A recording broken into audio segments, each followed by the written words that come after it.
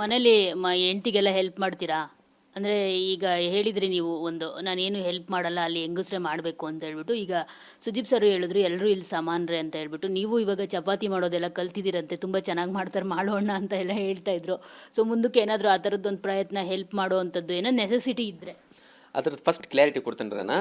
ಆ ದಿವ್ಸ ಮಾತಾಡ್ಬೇಕಾದ್ರೆ ನನಗೆ ಹೆಂಗೆ ಮಾತಾಡ್ಬೇಕಾದ್ರು ನಮ್ಮ ಹಳ್ಳಿ ಕಡೆ ನಡೆದದ್ದು ಸ್ಟೋರಿ. ನಿಮ್ಮ ಸಿಟಿಗೆ ಹಂಗೆ ನಡೆದೈತಿ ನನಗೆ ಗೊತ್ತು. ಏನು ಮಾಡೋಕ್ಕಾಗಲ್ಲ. ಅದ ಮ್ಯಾಮ ನಾ ಏನು ಹೇಳಿನಿ ರೀ, ಫಸ್ಟ್ ಅವ್ರಿಗೆ ಅವ್ರು ಅರ್ಥ ಮಾಡ್ಕೋತ ತಪ್ಪು. ಅವ್ರು ಸ್ಟಾರ್ಟಿಂಗ್ ಬಂದ ಕೂಡಲೇ ನನ್ನ ಭಾಷೆನೂ ಅವ್ರಿಗೆ ಅರ್ಥ ಆಗಿರ್ಕಿಲ್ಲ, ಅವ್ರು ನನಗೆ ಕೇಳುವಂಥ ತಾಳ್ಮೆನೂ ಅವ್ರ ಕಡೆ ಇದ್ರಿಕಿಲ್ಲ. ನಾ ಹೇಳುವಂಥದ್ದೇನ ನಿಮ್ಮ ಸಿಟಿ ಕಡೆ ಮಾಡ್ಬೋದು, ಮಾಡಿರ್ಬೋದು, ನಾ ಇಲ್ಲ ನಾತಿಲ್ಲ, ನಾ ಅದಕ್ಕಿಲ್ಲ, ಅದಕ್ಕೆ ಅಪವಾದ ಮಾಡತ್ತಿಲ್ಲ.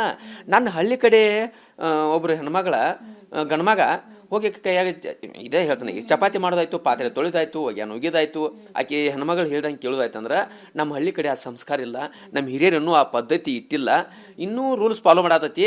ನಮ್ಮ ಹಳ್ಳಿ ನೇಚರ್ ಅಂದ್ರೆ ನಮ್ಮ ರೀತಿ ರಿವಾಜ, ನಮ್ಮ ವ್ಯಕ್ತಿತ್ವ ಏನೂ ಬಿಟ್ಟು ಕೊಟ್ಟಿಲ್ಲ. ಪೈಲಿ ಹೆಂಗೆ ಬಂದೈತಿ ಇನ್ನಾದ್ರೂ ನಡ್ಸ್ಕೊತ ಹೊಂಟದಾರು ಅದ ಪ್ರಕಾರ ಅಂತ ಹೇಳಿದಾಗ ಇವ್ರು ವಾದ ಮಾಡಕತ್ರು.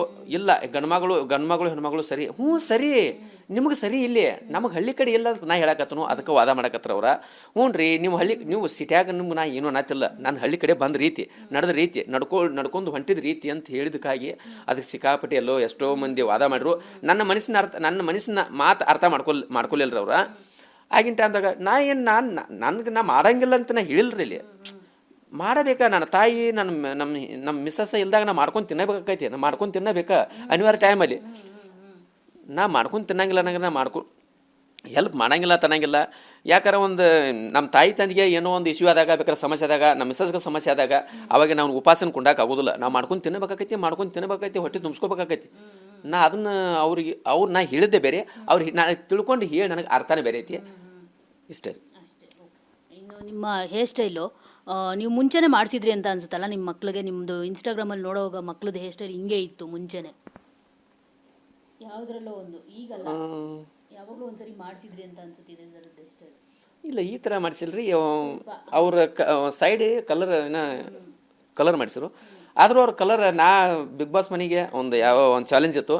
ಚಾಲೆಂಜ್ ಟಾಸ್ಕ್ದಾಗ ಅವ್ರ ರಜತ್ ಅವ್ರ ಟೀಮ್ ಎರಡು ಸಲ ಹೋಗಿಸಿಂದ 2 ಕ್ವಶನ್ ಇದನ್ನ ಬಜಾರ್ ಹೊತ್ತಿಗೆಸಿಂದ 2 ಪಾಯಿಂಟ್ಸ್ ತೊಗೊಂಡ್ಬರ್ತಾರೋ. ಆನಂತರ ಅಶ್ವಿನಿ ಮ್ಯಾಮ್ ಏನು ನಾನೇ ಹೇಳಿ ಕಳಿಸ್ತೀನಿ, ಅಶ್ವಿನಿ ಮ್ಯಾಮ್ ಏನಾದರೂ ನಾವು ಸೋಲ್ಬಾರ್ದು, ಅಷ್ಟು ಈಜಿಯಾಗಿ ಒಪ್ಕೋಬಾರ್ದು, ಯಾವುದೇ ಕಾರಣಕ್ಕೂ ನೀ ಹಂಗಾರೆ ಮಾಡಿ ಅಶ್ವಿನಿ ಮ್ಯಾಮ್ ನೀ ಅದನ್ನು ಈ ಸರ ನೀವು ಬಜಾರ್ ಒತ್ತಬೇಕಂತ ಅಂದಾಗ ಅಶ್ವಿನಿ ಮ್ಯಾಮ್ ಬಜಾರ್ ಒತ್ತಾರು. ಬಜಾರ್ ಒತ್ತಿದ ಕೂಡಲೇ ನಮ್ಗೆ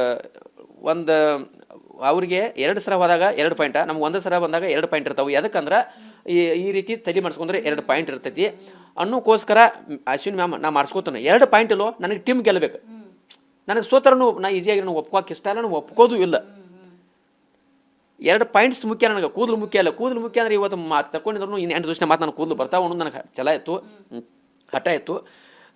ನನಗೆ ಈಸಿಯಾಗಿ ಇನ್ನೊಬ್ಬ ಯಾರೇ ಆಗಲಿ, ನನ್ನ ಫ್ರೆಂಡ ನನಗೆ ಜೀವ ಕೊಡೋ ದೋಸ್ತ ಇದರ ಬದ್ರ ನಿಂತಾನಂದ್ರೆ ಗೇಮ್ದಾಗ ಯಾರನ್ನು ಬಿಟ್ಟು ಕೊಡಂಗಿಲ್ಲ.